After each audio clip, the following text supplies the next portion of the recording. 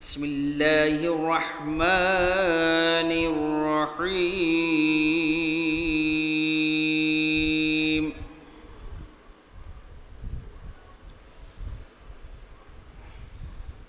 قل يا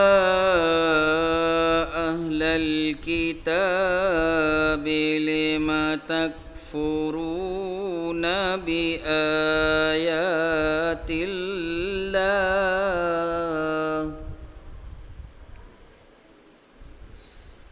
والله شهيد على ما تعملون.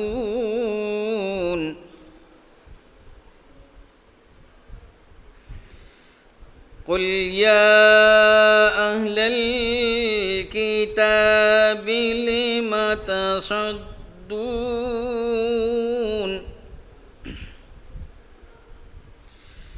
قل يا أهل الكتاب لم تصدون عن سبيل الله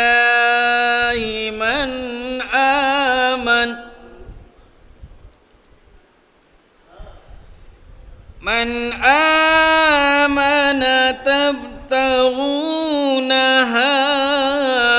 عوجا وأنتم شهداء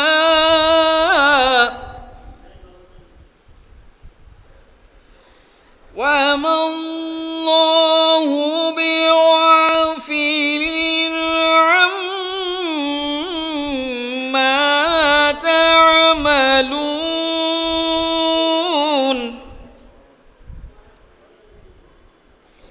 يا أيها الذين آمنوا إن تطيعوا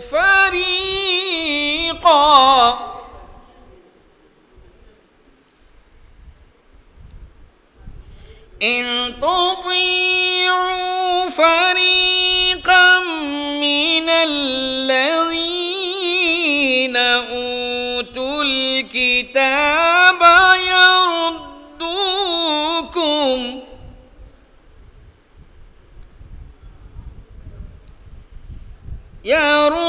يردوكم بعد إيمانكم كافرين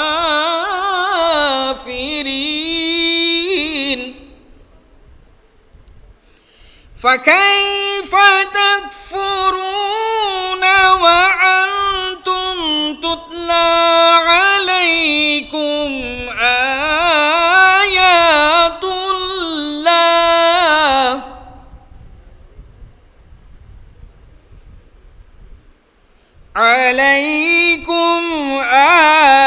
آيات الله وفيكم رسوله ومن يعتصم بالله فقد هدي إلى صراط مستقيم فقد هدي إلى صراط مستقيم. صدق الله العلی العظیم. اللہم صلی علی محمد و آل محمد. میں گزاروں جناب فرید مصطفیٰ صاحب سے تشریف لائیں بارگاہ امام میں نظر. سامر رضا سے گزارش ہے کہ تشریف لائیں بارگاہ امام میں نظران عقیدت پیش فرمائیں. ایک نعرہ صلوات.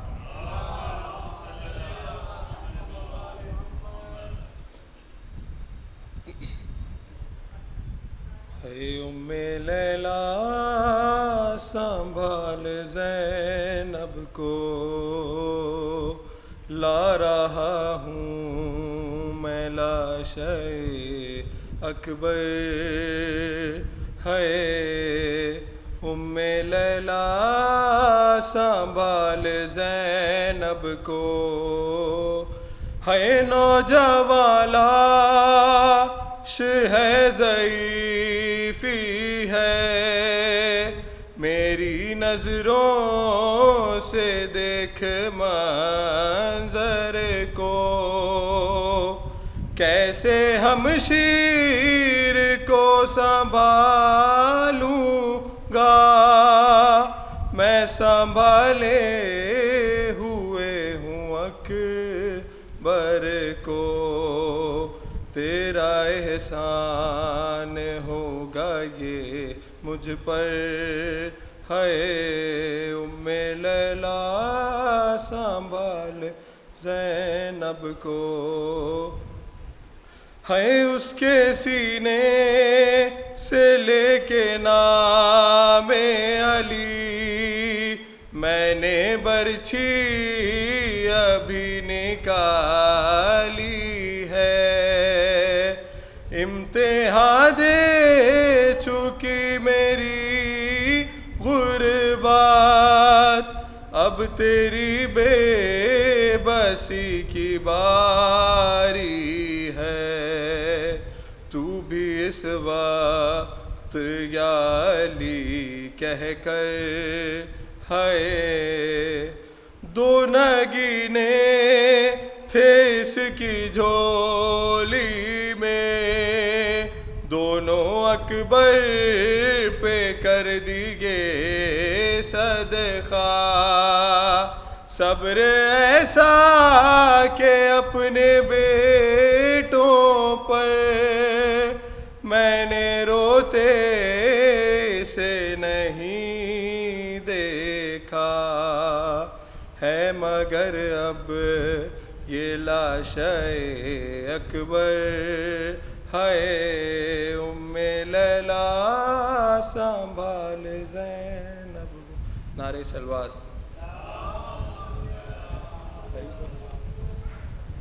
میں گزاروں جناب فرید مصطفیٰ صاحب سے تشریف لائیں، بارگاہ امام نذرانِ قدر پیش فرمائیں، ایک نعرہ صلوات ہے۔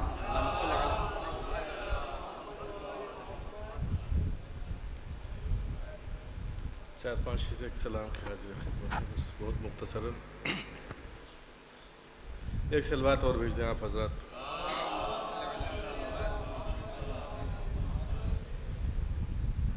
جس پر شرف تمام وہ در ہے حسین کا، جس پر شرف تمام وہ در ہے حسین کا، جیسے حسین ویسا ہی گھر ہے حسین کا، بیعت کا اب سوال اٹھاتا نہیں کوئی، بیعت کا اب سوال اٹھاتا نہیں کوئی، ہر دور کے یزید کو ڈر ہے حسین کا، ہر دور کے یزید کو ڈر ہے حسین کا، ماتم کو ہاتھ اٹھ کے بتاتے ہیں بار بار، ماتم کو ہاتھ اٹھ کے بتاتے ہیں بار بار، مومن کا قلب اصل میں گھر ہے حسین کا، مومن کا قلب اصل میں گھر ہے حسین کا، مومن کا قلب حر آ گیا یزید کے لشکر کو چھوڑ کے، حر آ گیا یزید کے لشکر کو چھوڑ کے، پتھر کو موم کرنا ہنر ہے حسین کا، پتھر کو موم کرنا ہنر ہے حسین کا، آنکھیں ہیں بس وہی کہ جو روتی ہیں شاہ پر، آنکھیں ہیں بس وہی کہ جو روتی ہیں شاہ پر، دل دل وہی ہے جس پا اثر ہے حسین کا، یہ کہہ کے مجھ کو خلد میں رضوان لے گیا، یہ کہہ کے مجھ کو خلد میں رضوان لے گیا، کھاتی سہی فرید مگر ہے حسین کا۔ لا حول ولا قوة الا باللہ العلی العظیم۔ اعوذ باللہ من الشیطان الرجیم، بسم اللہ الرحمن الرحیم۔ الحمد للہ الذی لا یبلغ مدحتہ القائلون ولا یحصی نعماءہ العادون ولا یؤدی حقہ المجتہدون، الذی لا یدرکہ بعد الحمم ولا ینالہ غوث الفتن، الذی لیس لصفتہ حد محدود ولا نعت موجود ولا وقت معدود ولا اجل ممدود، فطر الخلائق بقدرتہ ونشر الریاح برحمتہ ووتد بالصخور میدان ارضہ، الصلاة والسلام وتحیۃ والاکرام مولانا و مولا الثقلین محبوب رب المشرقین والمغربین جد الحسنین ابی القاسم محمد صلی علی محمد وعلی اہل بیتہ الطیبین الطاہرین المعصومین المظلومین المنتجبین المنتخبین، ولعنت الدائمۃ علی اعدائہم ومنکر فضائلہم ومصائبہم وشجاعتہم وسخاوتہم وفضلہم اجمعین، اما بعد فقط قال اللہ الحکیم فی کتابہ الکریم وہو اصدق القائلین وقولہ الحق، بسم اللہ الرحمن الرحیم، یریدون لیطفئوا نور اللہ بافواہہم واللہ متم نورہ ولو کرہ الکافرون۔ صلوات پڑھے بر محمد وآل محمد۔ حضرات گرامی قدر، معزز سامعین کرام، پرصدران سرکار سید الشہداء، سورہ مبارکہ صف کی 8ویں آیہ کریمہ،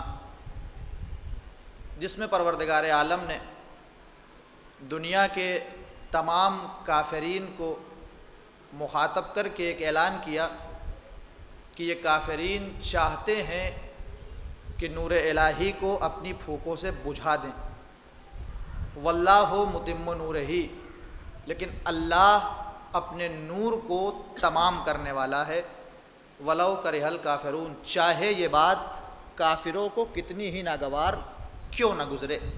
زن گرامی، ہم سب مسلسل 1 مہینے سے امام حسین کی عزاداری کر رہے ہیں، ماتمداری کر رہے ہیں، پرساداری کر رہے ہیں، اور یہ بھی اللہ کی جانب سے نازل کردہ ایک نور ہے ان انوار میں سے جن کو بجھانے کی 1400 سالوں سے کوششیں ہو رہی ہیں، لیکن اللہ کا وعدہ ہے کہ اس ذکر کو باقی رکھنا ہماری ذمہ داری ہے، اور اس نے ہمیں یہ شرف بخشا، یہ سعادت بخشی کہ ہم ان افراد میں سے قرار پائے جنہیں اللہ نے منتخب کیا ہے سرکار سید الشہداء کی عزا کے لیے، اور یہ ہمارے لیے سرفرازی ہے کہ اللہ نے ہم کو وہ فرش عزا عطا کیا ہے جس فرش پر بیٹھنے کی تمنا زمین سے زیادہ آسمان والے کرتے ہیں.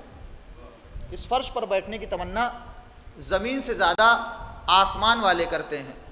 اور جو بھی اس فرش حسین پر آ کر بیٹھ جائے، دیکھیے ہمارا عقیدہ یہ ہے، ہم یہ مانتے ہیں کہ جب بھی کہیں مجلس حسین برپا ہوتی ہے تو نبی اعظم مجلسوں میں آتے ہیں، یعنی اہل بیت مجلس عزا میں آتے ہیں.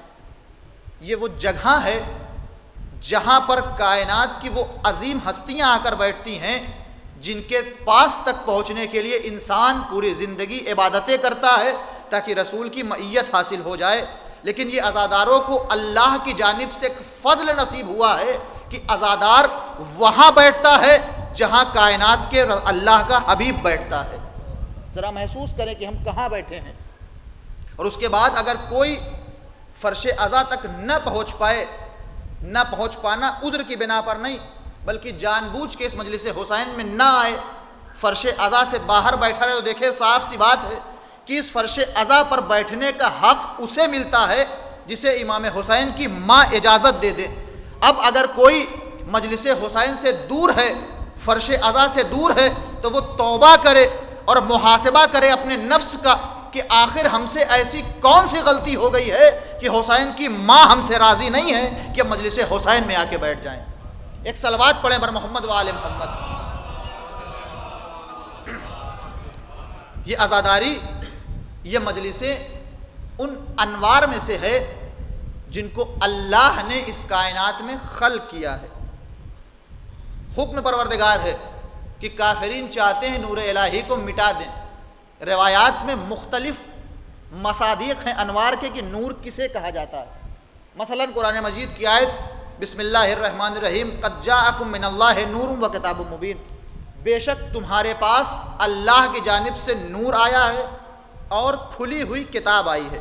مفسرین نے اس آیہ کریمہ میں نور سے مراد ذات پیغمبر کو لیا ہے، اور بعض مورخین کا کہنا ہے کہ یہاں پر نور سے مراد اہل بیت طاہرین ہیں جن کو پیغمبر نے اپنے بعد کائنات کے لیے ہادی اور رہنما قرار دیا ہے. یعنی اب اگر ترجمہ نور کا کیا جائے تو نور سے مراد یا تو قرآن مجید ہے یا اہل بیت رسول ہیں جنہیں اللہ کے حکم سے رسول نے ہماری ہدایت کے لیے انتخاب کیا. اور اگر دیکھا جائے، جائزہ لیا جائے، تو پیغمبر اعظم نے اپنی زندگی کے آخری لمحوں میں ایک ایسی حدیث ہمیں تعلیم دی کہ جو حدیث بین الفریقین متفق علیہ ہے، جسے ہم اور آپ حدیث ثقلین کہتے ہیں. سب مانتے ہیں، نہ متن میں کسی کو اعتراض ہے نہ سند پہ کسی کو اعتراض ہے کہ ہم اس حدیث کو نہیں مانتے. سب کہتے ہیں حدیث ثقلین پیغمبر نے فرمائی ہے. فرق اس کے مصادیق میں لے کے آتے ہیں. پیغمبر نے کیا کہا؟ انی تارکم فیکم الثقلین، میں تمہارے درمیان دو گرا قدر چیزیں چھوڑے جا رہا ہوں، کتاب اللہ و عطرتی، اللہ کی کتاب اور میری عطرت. ما ان تمسکتم بہما لن تضلوا بعدی، اور جب تک تم لوگ ان دونوں سے متمسک رہو گے ہرگز گمراہ نہیں ہوگے. اور یہ دونوں حوض کوثر پر مجھ سے ملاقات کرنے والی ہیں. اب ذرا توجہ کریں، پیغمبر اسلام نے ان دونوں چیزوں کو ثقل کہا ہے، ہم پلہ کہا ہے، برابر کہا ہے. ثقلین پیغمبر کہہ رہے ہیں کہ یہ دونوں چیزیں گراں قدر ہیں، عظیم ہیں، عظمت والی ہیں، برابر ہیں. تو برابری وہاں ہوتی ہے جہاں دونوں چیزیں ایک جیسی ہوں.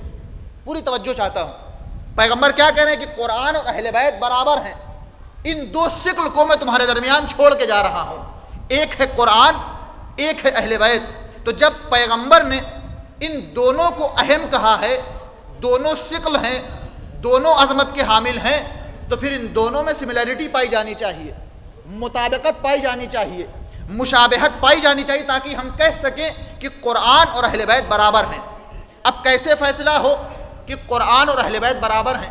آپ قرآن مجید کی سورہ رات کی آیت کریمہ دیکھیں. اللہ نے ارشاد فرمایا لو ان ھذا القرآن سیرت بہ الجبال قطعت بہ الارض وکلما بہ الموتى، کہ قرآن وہ ہے جس کے ذریعے سے پہاڑ چلائے جا سکتے ہیں. قرآن وہ ہے جس کے ذریعے سے زمین کی مسافتیں طے کی جا سکتی ہے. قرآن وہ ہے جس کے ذریعے سے مردے بلائے جا سکتے ہیں، مردے کلام کر سکتے ہیں. تو جب قرآن کی یہ خصوصیات ہیں کہ قرآن مسافتیں طے کر سکتا ہے، پہاڑ چلا سکتا ہے، مردے زندہ کر سکتا ہے، تو پھر کم سے کم اہل بیت کے اندر یہ 3 کوالٹی پائی جانی چاہیے، یہ 3 صفات اہل بیت میں ہونی چاہیے، یہ 3 صفتیں اہل بیت کے اندر پائی جانی چاہیے۔ اگر قرآن مردے زندہ کر سکتا ہے تو پھر اہل بیت کے پاس بھی اتھارٹی ہونی چاہیے کہ مردے زندہ کر سکے۔ اگر قرآن زمین کی مسافتیں طے کروا سکتا ہے تو پھر اہل بیت کے اندر یہ کوالٹی ہونی چاہیے۔ اگر قرآن پہاڑ چلا سکتا ہے تو پھر اہل بیت کے اندر بھی اتنی پاور ہونی چاہیے کہ وہ پہاڑوں کو چلا سکے۔ اب ذرا تاریخ دیکھیں، اگر قرآن پہاڑ چلا سکتا ہے تو اہل بیت میں ایسے افراد موجود ہیں جنہیں دیکھنے کے بعد نصارہ نجران نے کہا تھا ہم ایسے چہرے دیکھ رہے ہیں اگر یہ پہاڑوں کو اشارہ کر دیں تو پہاڑ اپنی جگہ چھوڑتے ہوئے نظر آئیں۔ اگر یہ پہاڑوں کو اشارہ کر دیں تو پہاڑ اپنی جگہ چھوڑتے ہوئے نظر آئیں۔ قرآن مسافتیں طے کروا سکتا ہے۔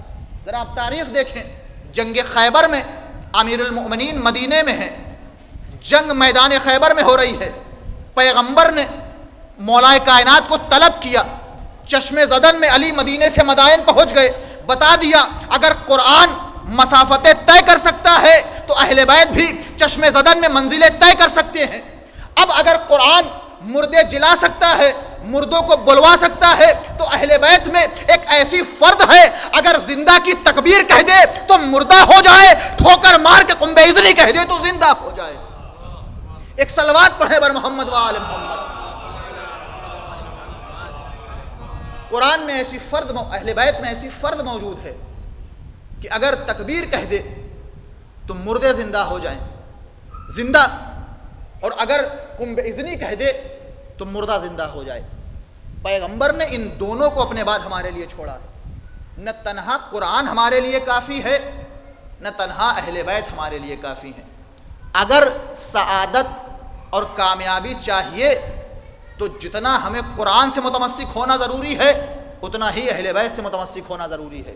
اور ایک بات میں عرض کر دوں، چاہے بات تلخ ہو، اگر صرف اور صرف قرآن مجید کو ماننے والے مستحق لعنت ہیں تو پھر قرآن کو چھوڑ کر صرف اہل بیت کو ماننے والے بھی فیصلہ کر لیں کہ وہ کس زمرے میں آتے ہیں، اس لیے کہ پیغمبر نے کسی ایک کو اہمیت نہیں دی ہے۔ پیغمبر نے قرآن اور اہل بیت دونوں کو ثقل کہا ہے اور دونوں برابر ہیں۔ اگر ہدایت چاہیے تو قرآن سے متمسک ہونا پڑے گا اور اہل بیت سے متمسک ہونا پڑے گا۔ لیکن ہم اگر اپنا حال دیکھیں تو ہمارے ہاں قرآن صرف طاقوں پہ رکھنے کے لیے لایا جاتا ہے، بیٹیوں کو رخصت کرتے وقت انہیں دینے کے لیے آیا جاتا ہے، کسی کی جان نہ نکل رہی ہو اس کے سرہانے سورہ یاسین پڑھا جاتا ہے تاکہ اس کی جان نکل جائے۔ یعنی گرامی ذرا دیکھیں کہ ہم قرآن کو کس مصرف کے لیے استعمال کر رہے ہیں۔ قرآن کے ذریعے سے ہم سورہ یاسین کی تلاوت کریں تاکہ کسی کی جان نکل جائے، اس کا دم نکل جائے۔ ہمیں کیا ہوا ہے؟ جس قرآن کو اللہ نے مردہ ضمیروں کو زندہ کرنے کے نازل کیا تھا، ہم اس قرآن سے زندوں کو مارنے پہ تلے ہوئے ہیں۔ قرآن زندگی دینے کے لیے آیا تھا، حیات بخشنے آیا تھا، ہم قرآن کی تلاوت کر رہے ہیں تاکہ جان نکل جائے۔ افسوس کا مقام ہے۔ اور اگر قرآن ہمارے یہاں اٹھتا بھی ہے تو ماہ مبارک رمضان میں، اور ہم آپ بہتر حال جانتے ہیں کہ ماہ مبارک رمضان میں قرآن پڑھا نہیں جاتا ہے، کمپٹیشن ہوتا ہے پہلے 30 پارے کون مکمل کرے گا۔ قرآن مسابقے کی کتاب نہیں ہے بلکہ قرآن اپنا مراقبہ اور اپنا محاسبہ کرنے کی کتاب ہے کہ ہم دیکھیں کہ ہم قرآن سے کتنا متمسک ہیں۔ اور اگر ہم قرآن سے دور ہیں تو ان میں ہم جیسے کچھ زیادہ پڑھے لکھے لوگوں کا بھی ہاتھ ہے، کیونکہ تالی ایک ہاتھ سے نہیں بجتی۔ اگر لوگ قرآن سے دور ہیں، ایک مثال کے ذریعے بات واضح ہو جاتی ہے، چھوٹے بھائیوں تک یہ بات پہنچ جائے۔ ایک صاحب، مثال ہے، کسی کے اوپر منطبق نہیں کر رہا ہوں، ایک مثال ہے۔ مثلا ایک صاحب 2-4-10 مہینے مدرسے سے پڑھنے کے بعد چھٹیوں میں اپنے وطن واپس آئے، اردو کی 2-4 کتابیں پڑھ لی، اپنے آپ کو قابل سمجھنے لگے۔ گھر پہنچے، ایک دن والد بزرگوار نے قرآن اٹھایا، تلاوت کر رہے ہیں، دیکھا تلاوت کرتے ہوئے، کہا ابا آپ قرآن نہ پڑھا کریے، اس لیے کہ آپ کو وقف و وصل کا طریقہ نہیں پتہ ہے، آپ آیات میں زیر و زبر کو نہیں سمجھ پا رہے ہیں، لہٰذا قرآن نہ پڑھا کریے، بے ادبی ہوتی ہے، توہین ہوتی ہے۔ دیکھیے ہمارے یہاں اب زمانے نے ترقی کی ہے، یوٹیوب ہیں، دوسرے وسائل ہیں، ورنہ پہلے جو بزرگان ہیں اس سے بہتر جانتے ہیں کہ قرآن محلے کے 2-4 بزرگ ہی پڑھا سکتے تھے اور ان کا قرآن پڑھانے کا ایک خاص پیٹرن ہوتا تھا۔ ایک خاص طریقہ، خاص اسلوب ہوتا تھا جس طریقے پر وہ قرآن پڑھاتے تھے، قرآن کی تعلیم دیتے تھے۔ اب انہوں نے دیکھا والد کو قرآن پڑھتے ہوئے، کہا آپ نہ پڑھا کریے، آپ قرآن کی توہین کرتے ہیں۔ والد نے بھی احترام کیا کہ پڑھ لکھ کے آئے ہیں، قرآن رکھ دیا۔ پھر ایک دن والد نے قرآن اٹھایا، پھر ٹوک دیا، ابا نہ پڑھا کریے۔ اچھا والد بھی چاہتے تھے کہ ان کو کچھ سکھایا جائے، ساری تعلیم ضروری نہیں کہ مدرسے میں ہو، بزرگان اسی لیے ہوتے ہیں تاکہ وہ اپنے تجربوں سے ہمیں نصیحت کر سکیں۔ کہا ٹھیک ہے، کل ذرا جب صبح ہو تو میری دکان پہ آنا۔ اتفاق سے والد کا کوئلے کا کاروبار تھا، کہا صبح دکان پہ آنا۔ یہ صبح تیار ہو کے پہنچے والد کے پاس، ابا نے آتے ہوئے دیکھا، کہا سامنے جو برتن پڑا ہوا ہے اس میں پانی لے آؤ۔ اب یہ صاحب ایک بار باپ کا چہرہ دیکھ رہے ہیں، ایک بار برتن دیکھ رہے ہیں۔ ابا اس میں تو سوراخ ہے، اس میں تو چھید ہے، کیسے پانی لے آؤں؟ کہا جاؤ پانی لے کے آؤ۔ باپ کا حکم تھا، گئے پانی بھرا، چلے باپ کے پاس، لیکن پہنچتے پہنچتے پانی بہہ گیا۔ پھر باپ نے کہا جاؤ پانی لے کے آؤ، دوبارہ پہنچے، پانی بھرا، آئے، پانی بہہ گیا۔ جب 3-4 بار تکرار ہو گئی تو ایک بار کہتے ہیں ابا جب آپ کو پتا ہے پانی نہیں آئے گا تو کیوں بار بار دوڑا رہے ہیں، کیوں بار بار بھیج رہے ہیں؟ والد نے کہا ذرا دیکھو اس برتن پر کوئی فرق پڑا ہے، توجہ رکھیے گا، اس برتن پہ کوئی فرق پڑا ہے، کوئی تبدیلی آئی؟ یہ بیٹا سمجھدار تھا، کہا ہاں ابا، جب پہلی بار یہ برتن لے کے نل پہ گئے تھے تو اس میں کالکھ لگی ہوئی تھی، اس میں گندگی لگی ہوئی تھی، اس میں کثافت لگی تھی، لیکن جب کئی بار پانی اس پر سے گزرا، رکا نہیں، صرف گزرا، پانی کے گزرنے سے اس برتن کی گندگی پاک ہو گئی ہے، کثافت دور ہو گئی ہے، میل صاف ہو گیا ہے۔ باپ نے مسکرا کر کہا ہم بھی جانتے ہیں قرآن کے معنی دل میں رکتے نہیں ہیں، قرآن کے حرف و سکنات دل میں اترتے نہیں ہیں، لیکن بار بار قرآن کی جب تلاوت کرتے ہیں اور قرآن کا صاف و شفاف پانی ہمارے دل سے گزرتا ہے تو کہیں ہمارے دل سے بغض کا میل صاف ہوتا ہے، کہیں حسد کا میل پاک ہوتا ہے، کہیں کبر کا میل پاک ہوتا ہے۔ یہ قرآن ہمارے دل میں رکے نہ رکے لیکن دل کی برائیوں کو ضرور پاک کرتا ہوا نظر آتا ہے۔ ایک صلوات پڑھے بر محمد وآل محمد۔ یہ قرآن ہمارے دل کی بیماریوں کو دور کرتا ہوا نظر آتا ہے۔ یہاں تک کہ شریعت نے ہم سے کہا اگر آپ قرآن نہیں پڑھ سکتے، آپ قرآن پڑھنا نہیں جانتے، وضو کر کے قرآن کی آیات کے اوپر آپ انگلیاں پھیریے، آپ کو قرآن پڑھنے کا ثواب ملے گا۔ اتنا کریم ہے پروردگار، بلا رہا ہے ہمیں اپنے پاس، لیکن ہم جانے کو آمادہ نہیں ہیں۔ سن گرامی، یہ قرآن وہ کتاب ہے جسے اللہ نے ہماری ہدایت کے لیے نازل کیا ہے۔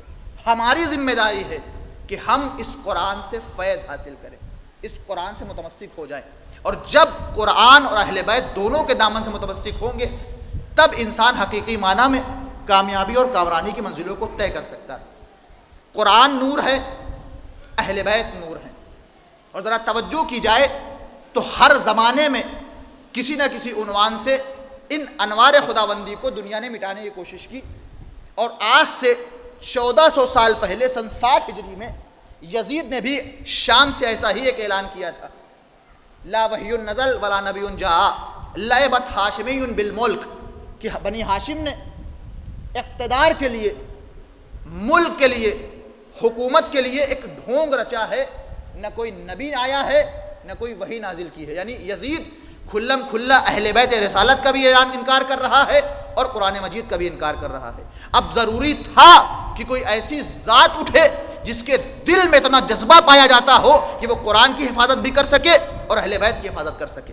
امام حسین نے قیام کیا یزید کے خلاف، حسین اٹھے مدینے سے، اور امام حسین جب مدینے سے نکلے ہیں تو بے مقصد نہیں نکلے، حسین نے اعلان کیا میں مدینہ چھوڑ رہا ہوں، تو میرا مقصد کیا ہے، کیوں مدینہ چھوڑ کے جا رہا ہوں؟ انی لم اخرج اشرا ولا بطرا ولا مفسدا ولا ظالما، میں مدینے سے جا رہا ہوں تو میرا مقصد نہ فساد ہے، نہ دکھاوا ہے، نہ بڑائی ہے، نہ ظلم ہے۔ حسین نہ ظلم کے لیے مدینہ چھوڑ کے جا رہا ہے، نہ دکھاوے کے لیے مدینہ چھوڑ کے جا رہا ہے، نہ اقتدار کے لیے مدینہ چھوڑ کے جا رہا ہے، نہ فساد کرنے کے لیے جا رہا ہے، بل انما خرجت لطلب الاصلاح فی امت جدی۔ حسین مدینہ چھوڑ رہا ہے تو حسین کا مقصد صرف اتنا ہے کہ نانا کی امت کی اصلاح ہو جائے۔ مولا آپ کیا اصلاح کرنے جا رہے ہیں؟ کیا یہ نماز نہیں پڑھتے؟ کیا یہ روزہ نہیں رکھتے؟ کیا یہ حج کی ادائیگی نہیں کر رہے ہیں؟ کیا یہ خمس و زکوٰۃ نہیں دے رہے ہیں؟ آپ کیا ہدایت کرنے جا رہے ہیں؟ مولا فرما رہے ہیں اگر یہ سارے اعمال انجام دے اور ان کے دل میں اہل بیت کے لیے ولایت نہ ہو تو سارے اعمال ان کے منہ پہ مار دیے جائیں گے۔ میں اپنے بابا کی ولایت بتانے جا رہا ہوں، میں اپنے بابا کا حق بتانے جا رہا ہوں۔ کیسے؟ اريد ان آمر بالمعروف وانہی عن المنکر، حسین کا ارادہ یہ ہے کہ انہیں نیکیوں کا حکم دیا جائے اور انہیں برائیوں سے روکا جائے، امر بالمعروف اور نہی عن المنکر۔ یعنی گرامی، یہ دو ایسے فروع دین ہیں جن کو ہم نے صرف مولوی حضرات سے مخصوص کر دیا ہے کہ امر بالمعروف اور نہی عن المنکر کسی ٹوپی شیروانی والے کی ذمہ داری ہے، کسی اباما ابا قبا والے کی ذمہ داری، ہم سے اس کا کوئی لینا دینا نہیں ہے۔ لیکن ذرا توجہ کرے، امام حسین کیا کہہ رہے ہیں؟ اريد ان آمر بالمعروف وانہی عن المنکر۔ حسین کا مقصد یہ ہے کہ حسین اچھائیوں کا حکم دے، برائیوں سے روکے۔ تو پھر یہ ذمہ داری کسی مولوی کی نہیں ہے بلکہ اس ہر شخص کی ہے جو اپنے آپ کو حسینی کہہ رہا ہے، ہر اس شخص کی ذمہ داری جو اپنے آپ کو حسینی کہہ رہا ہے۔ ابھی مجلس ہو رہی ہے، دو چار جوان موبائل کی اسکرین لے کے فون اسکرول کر رہے ہوں، ایک بزرگ وہاں سے گزرے، چپ چاپ نکل آئے، کسی نے کہا آپ بزرگ تھے، بڑے تھے، آپ نے ٹوکا کیوں نہیں؟ کہا ہم سے کیا مطلب، کیوں ٹوکے، ہم سے کیا لینا دینا؟ اور اگر کسی بزرگ نے ہمت کر کے ٹوک دیا، جوان نے پلٹ کے کہا آپ سے کیا مطلب، ان دونوں لفظوں کا دین میں کوئی لینا دینا نہیں ہے۔ جہاں کہا ہم سے کیا مطلب، امر بالمعروف کا دامن ہمارے ہاتھ سے چھوٹ گیا، جہاں کہا آپ سے کیا مطلب، وہاں نہی عن المنکر کا دامن ہمارے ہاتھ سے چھوٹ گیا۔ حسینیوں متوجہ ہو جاؤ، یہ امر بالمعروف اور نہی عن المنکر کا دامن نہیں چھوٹ رہا ہے، حسینیت کی سند ہے جو پیشانی سے رخصت ہو رہی ہے۔ ایک صلوات پڑھے بر محمد وآل محمد۔ یہ سند حسینیت ہے جو پیشانی سے رخصت ہو رہی ہے۔ امام امر بالمعروف کرنے جا رہے ہیں، امام اچھائیوں کا حکم دینے جا رہے ہیں۔ کس طرح حکم دیں گے؟ اسیرا بسیرت جدی و ابی علی ابن ابی طالب، میں دنیا کو اپنے نانا اور اپنے بابا علی مرتضیٰ کی سیرت سے آگاہ کرنے جا رہا ہوں۔ ہم سوچیں کہ ہم کتنا پیغمبر اور مولا کائنات کی سیرت سے آشنا ہے، ہم کتنا پہچانتے ہیں اپنے نبی کو اور کتنا پہچانتے ہیں اپنے امام کو۔ مجلسوں میں نعرہ لگا دینا یہ علی کے محب ہونے کی علامت نہیں ہے، بلکہ علی کے فرمان پر اپنی زندگی گزار دینا علی والے ہونے کی علامت ہے۔ علی والا وہی ہے جس کی زندگی اس آئینے کے سامنے گزرے جو علی نے ہمارے لیے تعین کیا ہے، علی نے ہمارے لیے بنایا ہے۔ ہم کتنا پہچانتے ہیں علی کو؟ مولا کائنات کی سیرت کیا ہے؟ 4 برس مولا کائنات کے ہاتھ میں حکومت ہے، اقتدار ہے، امپیرر ہے، اسلامی حکومت امیر المؤمنین کے ہاتھ میں ہے۔ تاریخ نے دیکھا، اور یہ جملہ مبالغہ آرائی نہیں ہے، کہ علی کی حکومت میں کوئی بھوکا نہیں سویا ہے، بلکہ علی کی حکومت میں عدالت کا نظام ہی یہی تھا۔ نہ علی نے کسی کو حد سے زیادہ دیا ہے، نہ کسی کو اس کے حق سے محروم کیا ہے۔ نہ علی نے کسی کو حق سے زیادہ دیا ہے، نہ کسی کو حق سے محروم کیا ہے۔ تاریخ نے لکھا 2 افراد مولا کائنات کے پاس پہنچے، علی حکومت کا کچھ کام انجام دے رہے تھے، کچھ لکھ رہے تھے۔ مولا آئے، سلام کیا، علی نے پوچھا کیوں آئے ہو؟ کہا کچھ کام ہے۔ مولا نے پوچھا کام ذاتی ہے یا حکومت کا ہے؟ کہا علی کیا فرق پڑتا ہے حکومت کا ہو یا ذاتی ہو؟ علی نے کہا میں ابھی حکومت کا کام کر رہا ہوں، اور یہ جو چراغ روشن ہے یہ اس پیسے سے ہے جو میں حکومت کے بیت المال سے لیتا ہوں۔ اگر کام حکومت کا ہے چراغ جلتا رہے گا، لیکن اگر کوئی کام ذاتی ہے تو اے بیٹا حسن وہ چراغ لے کے آؤ جو علی کی ذاتی ملکیت سے جل رہا ہے۔ جیسے یہ سنا اٹھ کے جانے لگے۔ کسی نے پوچھا کسی کام سے آئے تھے، کوئی بات کرنے آئے تھے؟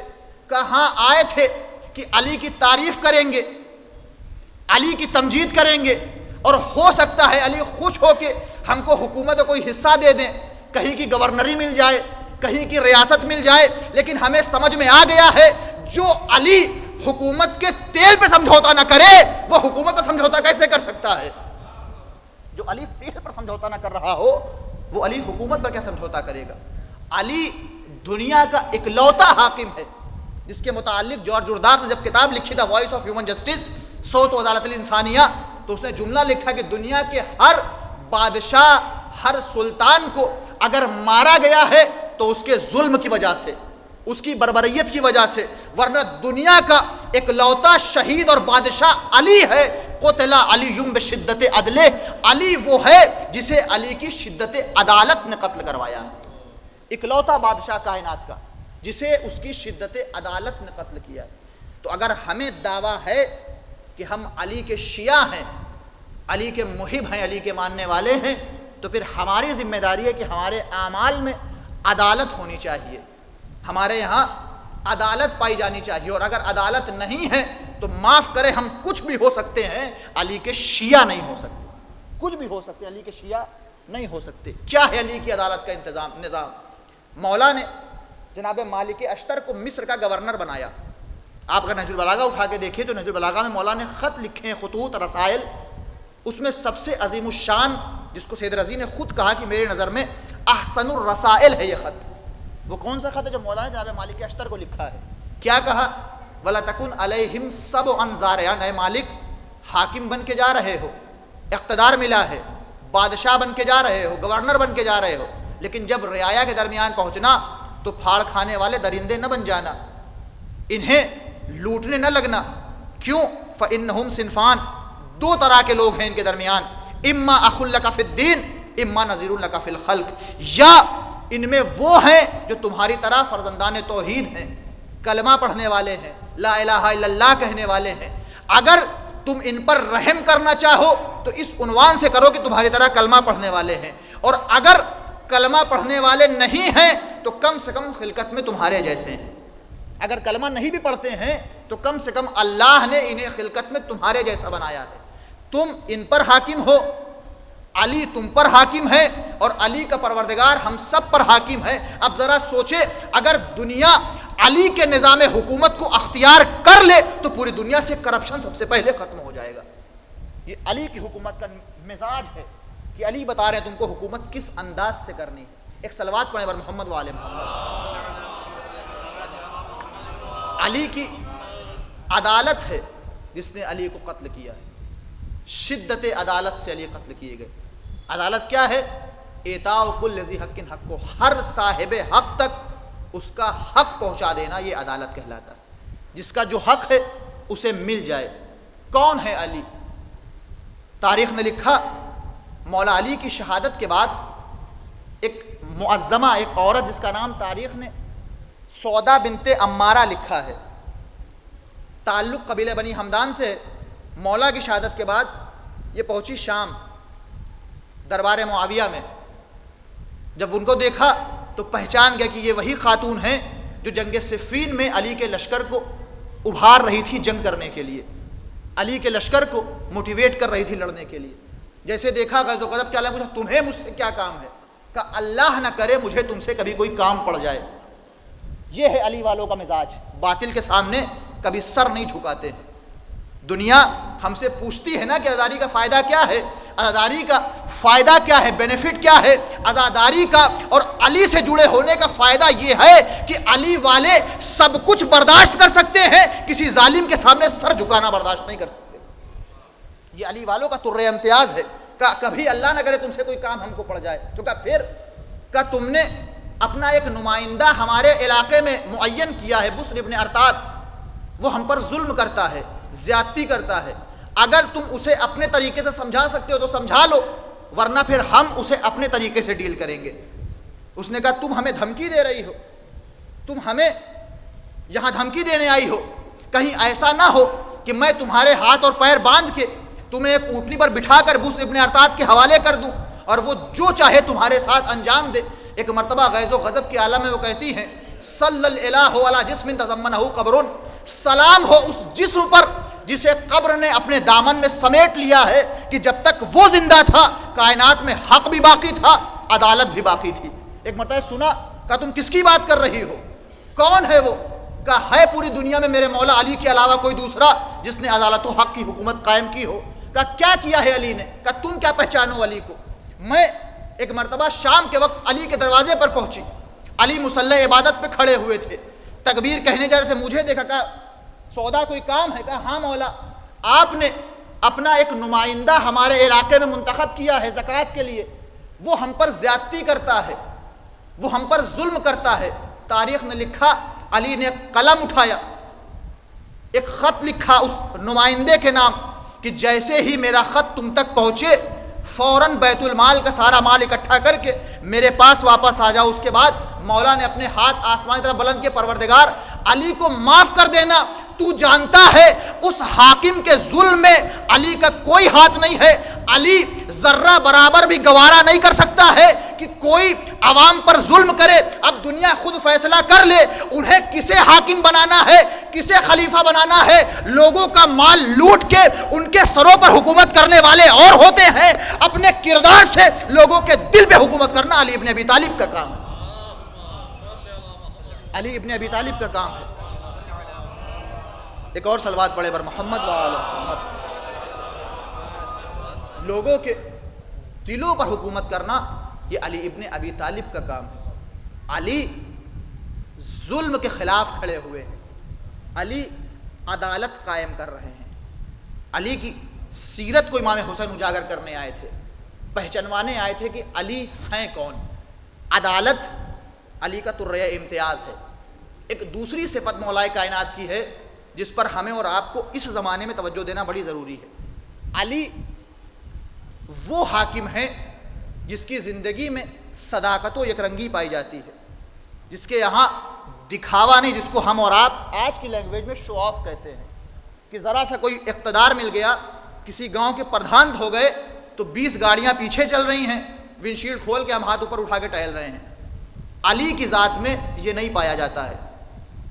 ابن شاراشوب نے لکھا علی حاکم ہیں۔ کہاں کے حاکم؟ امت اسلامیہ کے حاکم، کسی شہر کے نہیں، کسی اسٹیٹ کے نہیں، کسی ملک کے نہیں، پورا مملکت اسلامی علی کے کنٹرول میں ہے، علی کے ہاتھ میں ہے۔ لیکن علی کا پروٹوکول کیا ہے؟ تنہا کوفے کی گلیوں میں علی ٹہل رہے ہیں، کوئی لشکر نہیں ہے، کوئی باڈی گارڈ علی کے آس پاس نہیں ہے، تنہا علی ابن ابی طالب۔ کام کیا ہے؟ اگر کوئی راستہ بھول جائے تو علی اس کو راستہ بتا رہے ہیں، کسی کو راستہ نہیں پتا علی راستہ بتا رہے ہیں۔ اور تاریخ نے لکھا جو کوفے میں سبزی بیچنے والے تھے، پھل بیچنے والے تھے، مولا ان کے پاس کھڑے ہوتے تھے اور جا کر قرآن کی تلاوت کرتے تھے۔ تو ذرا محسوس کریں، جب علی کا حکومت کا طریقہ یہ ہے کہ علی کی زندگی میں دکھاوا نہیں ہے، تو پھر کم سے کم علی والے کی ذمہ داری ہے کہ اس کی زندگی میں نہ دکھاوا ہونا چاہیے نہ شو آف ہونا چاہیے۔ آج ہمارے یہاں، میں اپنے جوان بھائیوں کی، کیونکہ یہ بات سوشل میڈیا کے ذریعے سے پوری دنیا میں پھیلتی ہے، ہمارے یہاں جوان برادران ضد کرتے ہیں کہ ہم ٹرینڈ کے ساتھ چلیں گے، ہم جو چیزیں اس وقت ٹرینڈ میں ہیں، لیٹسٹ ہیں، ان کے ساتھ چلیں گے۔ اگر اس وقت 16 پرو میکس دنیا میں ٹرینڈ میں ہے تو چاہے باپ کو اپنی زمین گروی رکھنی پڑ جائے، ہم کو وہ فون چاہیے۔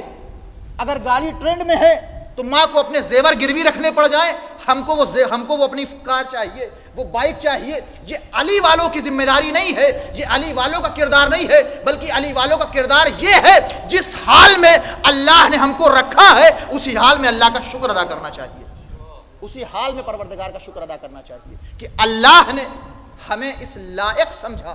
سب سے بڑی دولت اگر ہم دیکھیں تو اللہ نے ہمیں وہ دولت دی ہے کہ ہمارے دل میں علی ابن ابی طالب کی محبت پائی جاتی ہے، وہ محبت جس کے سبب اللہ روز قیامت فیصلہ کرنے والا ہے۔ اللہ اس محبت کے زیر سایہ فیصلہ کرنے والا ہے۔ علی کی زندگی عدالت پر مبنی ہے، علی کی زندگی صداقت و یکرنگی پر مبنی ہے، تو پھر علی والے بھی عادل ہونے چاہیے، علی والوں کے اندر صداقت و یکرنگی پائی جانی چاہیے۔ اور یہی علی کا بغض، علی کا حسد، علی سے دشمنی جب انسان کے اندر پروان چڑھی، آپ ذرا محسوس کریں، آج 2 سفر ہے، اور 2 سفر وہ تاریخ ہے جب اہل حرم شام میں وارد ہوئے ہیں، اہل حرم شام پہنچے ہیں آج، اور اسی شام میں علی کے ایک بیٹے نے حاکم شام کو مخاطب کر کے خطبہ دیا ہے، پہچنوایا ہے کہ جس حسین کو تو باغی کہہ رہا تھا، جس کو تو سرکش کہہ رہا تھا، جس کو تو خارجی کہہ رہا تھا، میں علی ابن الحسین، میں علی ابن حسین ابن علی آج تیرے دربار میں کھڑا ہو کے اعلان کر رہا ہوں، نہ کل میرے بابا نے تیری بیعت کی تھی، نہ آج حسین کا بیٹا تیری بیعت کرنے کو آمادہ ہے۔ ایک علی کا خون دربار یزید میں بول رہا ہے، علی کا تعارف کروایا جا رہا ہے، امام سجاد مولا کائنات کو پہچانوا رہے ہیں۔ آپ ذرا محسوس کریں، بہت آسان ہے ممبر سے کہہ دینا کہ امام سجاد نے کوفے میں خطبہ، آخری بات انشاءاللہ ربط مصائب، بہت آسان ہے ممبر سے کہہ دینا اور سن لینا کہ امام سجاد نے دربار شام میں خطبہ دیا۔ میں یہاں مجلس پڑھنے آیا، مجھے پتا ہے کہ خطابت کرنے میں جو میرے سامنے بیٹھے مجھے چاہنے والے لوگ ہیں، ہم فکر لوگ ہیں، ہم مزاج لوگ ہیں، یہاں بولنا بڑا آسان ہے، لیکن جس شام میں 46 برس تک علی کے خلاف پروپیگنڈے کیے گئے ہوں، سازشیں کی گئی ہوں، اس شام میں خود یزید کے سامنے خطاب کرنا بڑا سخت مرحلہ ہے۔ آپ سمجھے شام کیا ہے؟ وہ شام ہے جہاں پر تاریخ نے لکھا کہ 46 برس تک مولائے کائنات کے خلاف سازشیں ہوتی رہی، سورشیں ہوتی رہی۔ کیا سازشیں؟ چھوٹے چھوٹے بچوں کو حکومت کی طرف سے کھلونے دیے جاتے تھے، جب بچے ان سے مانوس ہو جاتے تھے، ان سے ان کا لگاؤ پیدا ہو جاتا تھا، تو وہ کھلونے بچوں سے چھین لیے جاتے تھے اور اعلان کرا جاتا تھا کہ علی نام کا ایک شخص آیا تھا جو تمہارے ہاتھ سے کھلونے چھین کے لے گیا۔ آپ بتائیں ان بچوں کے دل میں علی سے محبت پیدا ہوگی یا نفرت پیدا ہوگی؟ انصاف سے بتائیں۔ جن کو بچپن سے بتایا جا رہا ہو کہ علی تمہاری خوشیوں کا دشمن ہے، علی تمہارے کھلونے چھیننے والا ہے، تم سے تمہاری خوشیاں چھیننا ہے، تو جب یہ بچے بڑے ہوئے تو صرف ان کا جسم بڑا نہیں ہوا ہے بلکہ ان کے اندر پل رہا علی کا بغض بڑا ہوا ہے۔ علی کے لیے جو ان کے دل میں کینہ تھا وہ پروان چڑھا ہے۔ اور جب امام سجاد دربار شام میں پہنچے ہیں تو منظر عجیب تھا کہ 700 کرسی نشین بیٹھے ہوئے تھے۔ کرسی نشین کوئی عرب کے بنیے اور بقال نہیں آئے تھے، چرواہے نہیں آئے تھے۔ یزید نے اپنی حکومت میں بڑے بڑے رؤساء، عمراء، رپورٹرز کو بلایا تھا تاکہ دیکھا جائے کہ آج یزید نواسہ رسول کو قتل کرنے کی جسارت کر چکا ہے، اب یزید کسی کام کرنے سے رکنے والا نہیں ہے۔ لیکن تاریخ نے دیکھا جیسے ہی یزید نے حکم دیا کہ منبر پہ جاؤ اور جا کے اہل بیت کے خلاف باتیں کرو، خطیب پہنچا، اہل بیت کے خلاف جیسے اس نے زبان کھولی، مولا سجاد نے کیا کہا؟ اے خطیب نیچے اتر، یہ منبر تیرے باپ کا نہیں ہے۔ اللہ اکبر۔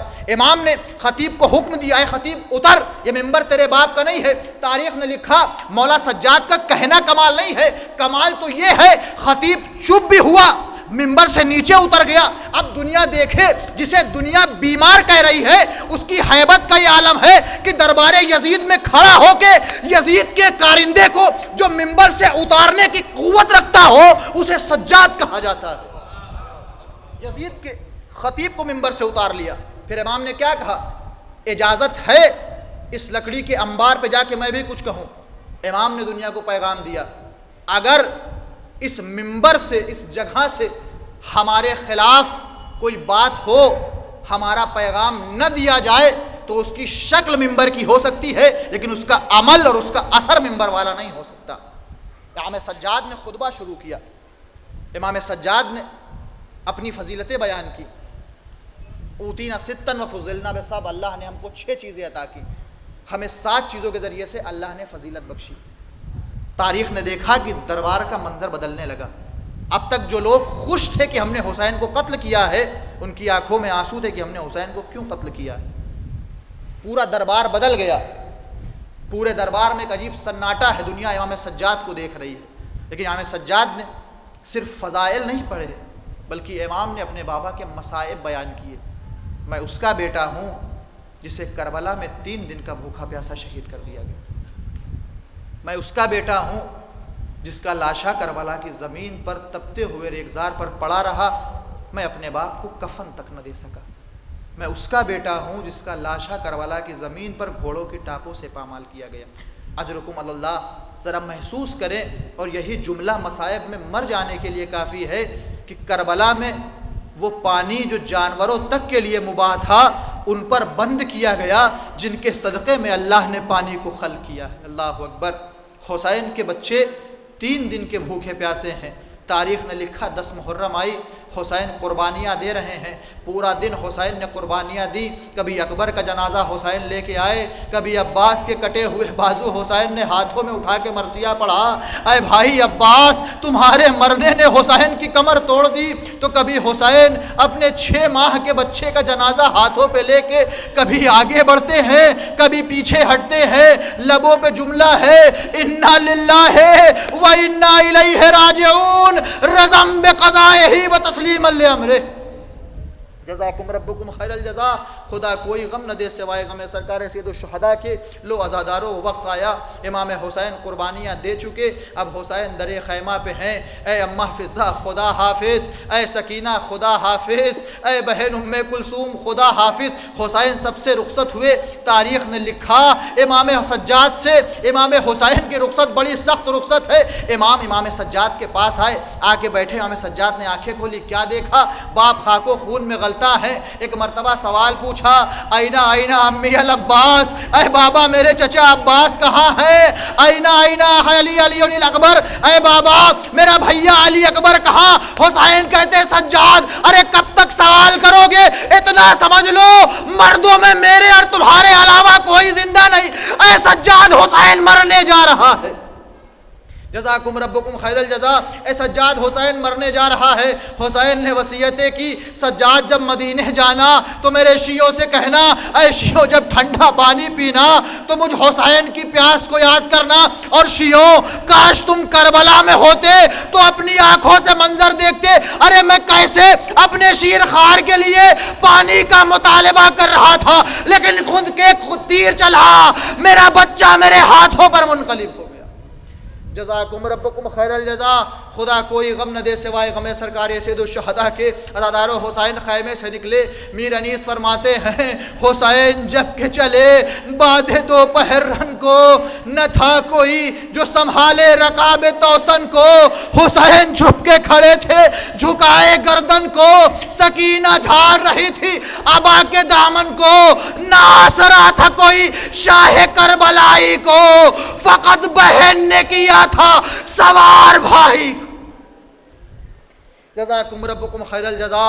حسین میدان کربلا میں آئے، حسین جنگ کرتے جاتے ہیں، آواز دیتے ہیں عباس دیکھو تمہارا بھائی کیسے لڑتا ہے، اے علی اکبر اٹھو اپنے باپ کی جنگ دیکھو۔ ایک مرتبہ حاطف غیبی آئی، یا ایتھا النفس المطمئنہ ارجعی الی ربک راضیۃ مرضیہ، اے نفس مطمئنہ پلٹا، تیرا رب تجھ سے راضی، تو بھی اپنے رب سے راضی ہو جا۔ اب جو حسین نے تلوار نیام میں رکھی، کہیں سے حسین پر پتھر، کہیں سے حسین پر نیزہ، ارے حسین زین سے زمین پہ آئے، شمر کند خنجر لے کے آگے بڑھا، 70 قدم کے فاصلے سے ایک بہن کھڑی منظر دیکھ رہی، حسین کے سر و تن میں جدائی ہوئی، فضا میں آواز گونجی، الا قد قتل الحسین بکربلا، الا ذبح الحسین بکربلا۔ حسین کی شہادت کے بعد ایک مرتبہ رہوار نے اپنی پیشانی کو حسین کے خون میں رنگین کیا، در خیمہ پہ آیا، آواز بے زبانی میں آواز دی، ایک مرتبہ سکینہ باہر نکلی، کوئی سوال نہ کیا، بس اتنا پوچھا، یا جوادو ام سقیا ابی او قتل عطشانا، اے میرے بابا کے گھوڑے مجھے اتنا بتا، میرا بابا پیاسا مارا گیا یا حسین کو مرتے وقت پانی؟ سَيَعْلَمُ الَّذِينَ ظَلَمُوا أَيَّ مُنْقَلِبٍ يَنْقَلِبُونَ الا لعنۃ اللہ علی القوم الظالمین۔ پروردگار تجھے واسطہ اہل بیت علیہ السلام کا ہمارے اس مختصر سے عبادت کو قبول فرما۔ پروردگار ہمیں جو پریشان حال ان کی پریشانیوں کو دور فرما۔ پروردگار جو بیماروں نے شفاء کاملہ عاجلہ عنایت فرما۔ پروردگار جو مقروض ان کے قرض کو غیب سے ادا فرما۔ پروردگار دنیا میں جہاں جہاں بھی شیعان حیدر کرار ان کی جان مال عزت آبرو کی حفاظت فرما۔ پروردگار اس وقت دنیا کے جو حالات ہیں، یمن، شام، لبنان، غزہ، فلسطین کے مومنین و مسلمین کی حفاظت فرما۔ پرچم اسلام کو سربلندی عنایت فرما۔ مراجع کرام کا سایہ ہمارے سروں پر باقی رکھ۔ پروردگار دعاؤں میں خاص دعا ہے، یوسف زہرا فرزند علی و فاطمہ امام زمانہ کے ظہور میں تعجیل فرما، اور ہمارا شمار امام سعودگار نے فرما۔ ربنا تقبل منا انک انت السمیع العلیم۔ ایک مرتبہ سورہ حمد اور 3 سورہ فاتحہ فرما کر مرحوم صفدر حسین ابن محمد جعفر مرحوم و جملہ ان کی روح کو ایصال فرما۔ بسم اللہ۔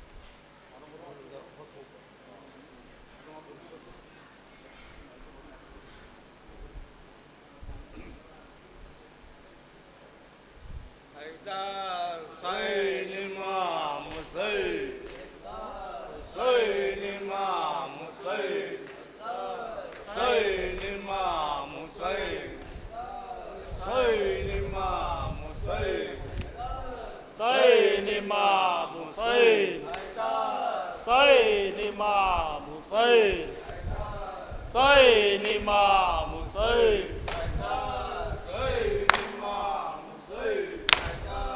حسین امام حسین حسین امام حسین حسین امام حسین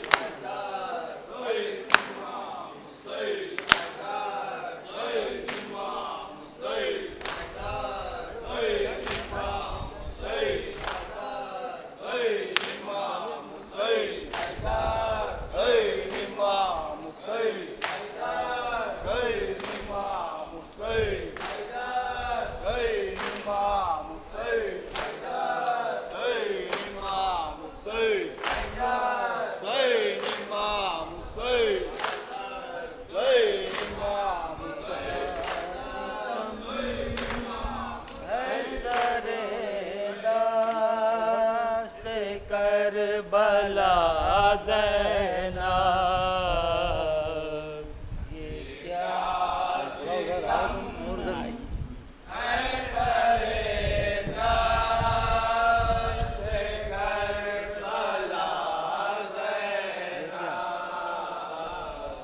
یہ کیا ستم ہے سرے دشت کربلا زینب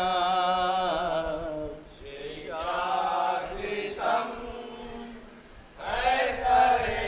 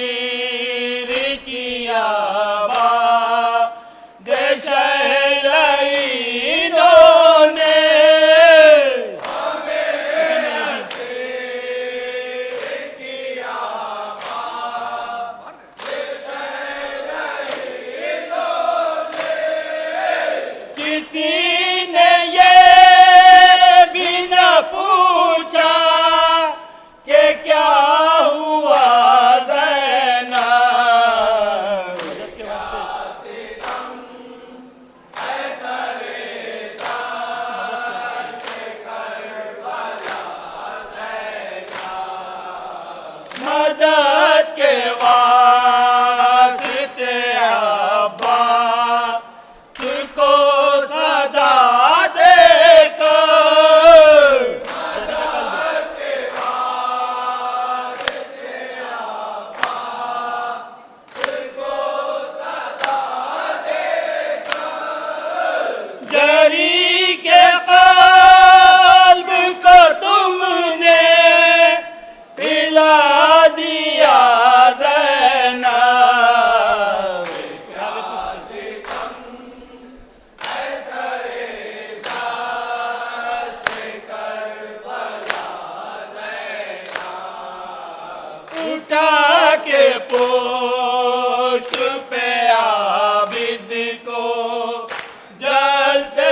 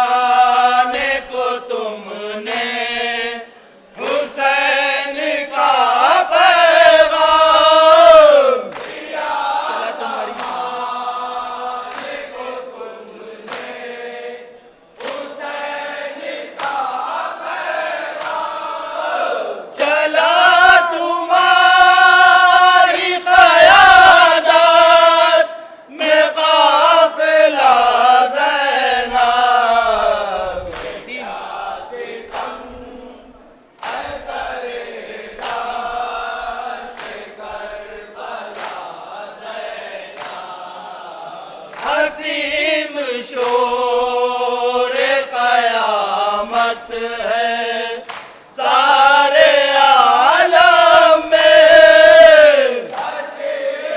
شور قیامت ہے سارے عالم میں نبی کی قبر پہ پڑتی ہے مرثیہ زینب